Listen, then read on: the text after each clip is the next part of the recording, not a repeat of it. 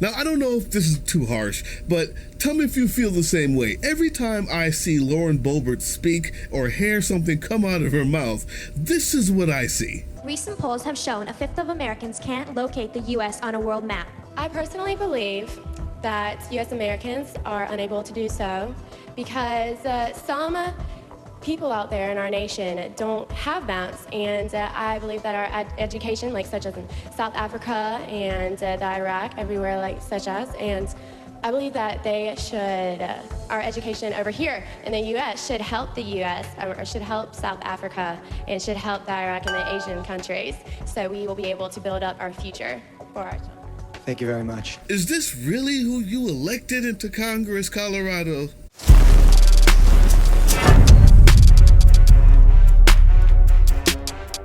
Good and decent people of YouTube, real-life mannequin and life-size I Can Politic too Barbie, Lauren Boebert, just had a debate the other day in Colorado, where her state, where she comes from. Not rightful Colorado, where she used to represent, because now she's getting blown out the water in that district because she, well, you know the whole Beetlejuice incident. No, not that one. She's going to a different district where she thinks she can win simply because she has this, let's just say, plastic view of herself. So here's the news. This debate was moderated by this guy. It's time that we acknowledge something that may be obvious by now. We hold Republican Congresswoman Lauren Boebert to a different standard than every other elected official in Colorado. We hold Congresswoman Boebert to a far lower standard. If we held her to the same standard as every other elected Republican and Democrat in Colorado, we would be here near nightly chronicling the cruel, false, and bigoted things that Boebert says for attention and fundraising. Our double standard is unfair to all the elected officials in Colorado, Republicans and Democrats, who display human decency. Needless to say, he's decided to make a positive change in his life. He has decided to no longer take at face value the words coming from the face of a plastic mannequin politician. Rather, he will look at their actions and judge them accordingly. He will no longer let ridiculousness go because the person who's doing it is just known to be ridiculous, but then hold other people to account because, well, they're used to being serious. Good and decent people of YouTube, this is what it comes down to.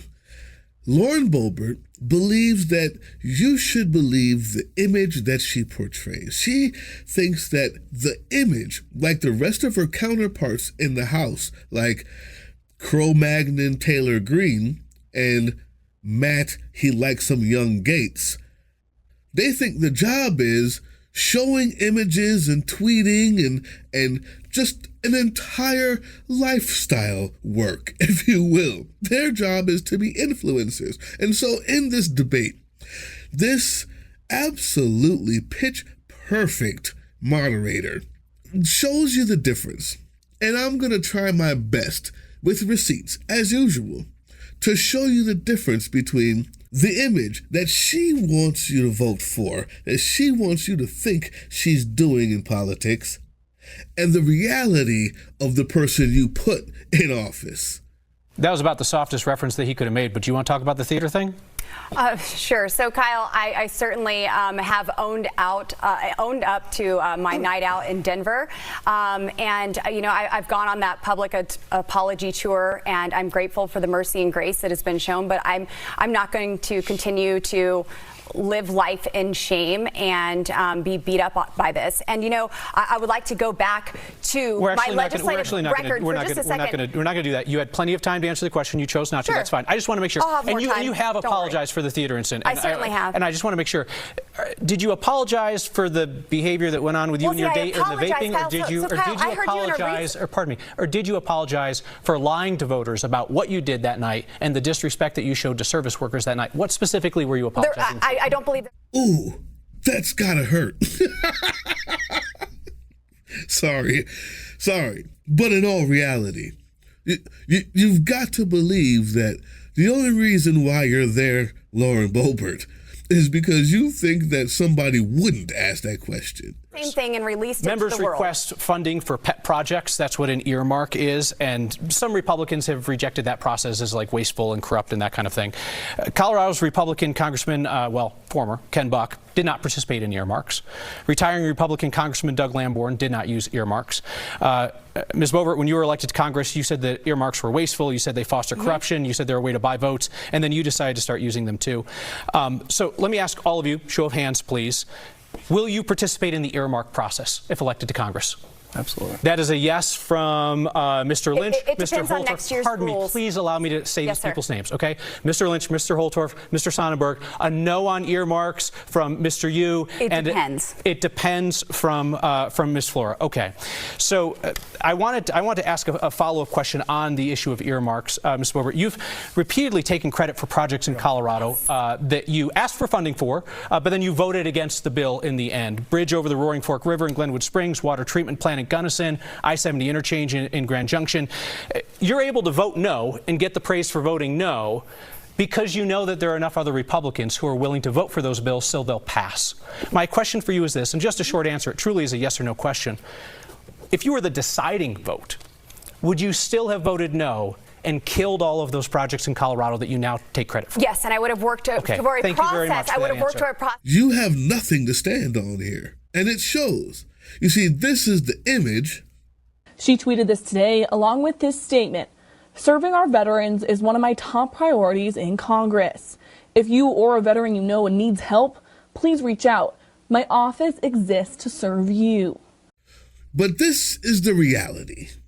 Last year, she voted against the PACT Act, which extended VA healthcare treatment for veterans exposed to burn pits. We have reached out to Representative Lauren Boebert this past week, but she has not responded to our request for comment today or the past few days. I Can Politics too, Barbie, wants you to also see this plastic image of who she is and how she fights. I'm Lauren Boebert, and I approve this message. Cut. That's a wrap.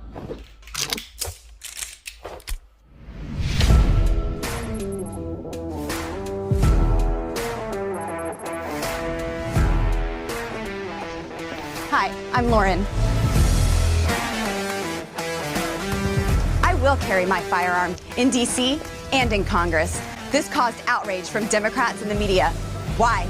It's our job in Congress to defend your rights, including your Second Amendment, and that's exactly what I'm here to do. This is the reality. Ms. Boebert, how many bills did you prime sponsor? I said 38 I prime sponsored, not co-sponsor, because you can co-sponsor post facto. Anybody can put their name on a bill after it passes. How many bills did you prime sponsor in the U.S. Congress that actually were signed by the President of the United States? So thank you so much, Richard. You know, it's interesting that you're touting the legislation that you have passed. You also say that you are a no-nonsense conservative.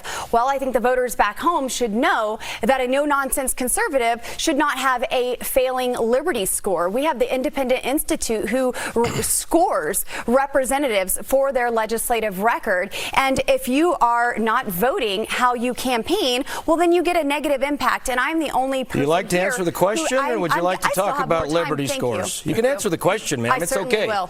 So, I asked a very specific question. Please answer. One of my favorite pieces of legislation that has been signed into law is my Pueblo Jobs Act that creates at least 1,000 jobs in Pueblo, Colorado.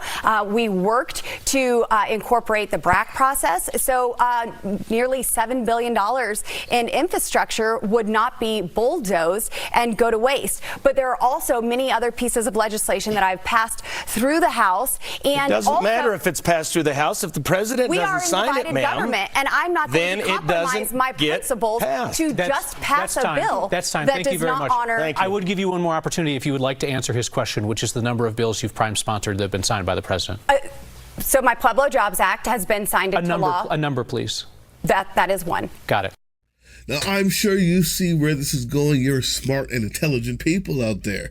But I'm here to tell you, I have a few more. Politics Barbie at her best. Image. Let's talk about DC. No excuses. I was ticked off. They wouldn't let me do my job, so I didn't take the vote. Once again, Washington's power machine shoved a multi-trillion-dollar bill down our throats, refused to allow debate or amendments, disregarded everything we fought for in January to actually allow representatives to do their jobs, and instead, they served us up a crap sandwich. Call it a no-show protest, but I certainly let every one of my colleagues and the country know I was against this garbage of a bill and against bypassing the voice of each representative. Deals cut in the dark are why we're headed towards $36 trillion in debt, and I refuse to be a part of it. Reality. They just closed it. They closed it? Yeah.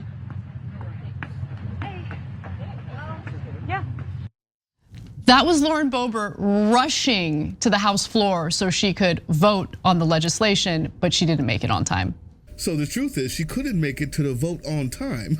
But I'm not surprised because we all know how distracted Lauren Boebert gets as soon as the sun goes down. So there you have it, people. The truth is, you saw the thumbnail and you wondered to yourself, is this a parody? Is this just a joke? No, the reality is Lauren Boebert and those of her ilk, Cro-Magnon, Taylor Greene, and Matt, he likes some young Gates, really do see themselves as the Barbie characters. They put on too much hairspray, too tight jeans, get their suits tailor-made by the most expensive people because to them it's all a movie, a cartoon. It's a mannequin or a doll that you can buy and twist their arms to make them do what makes you happy. But the reality is, when it comes to governing and being intelligent and a human being who understands how to navigate the world of politics in such a way that it helps their constituents, they're as plastic and fake as they are unintelligent. And I leave you with this. If you're wondering how it got that way, well, the apple doesn't fall far from the tree.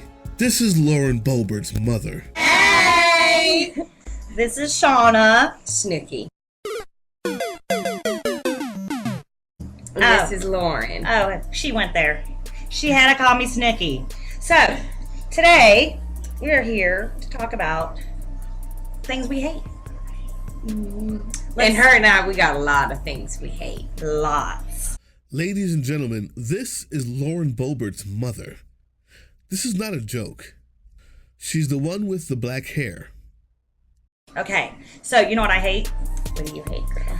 I hate when I pull up to a red light or even a gas station and you're sitting there and you're listening to a nice country song or maybe even some classic rock and roll, some Leonard Skinner, and you get, well, I don't know if are we allowed to say Mexican? Mm-hmm. Is that?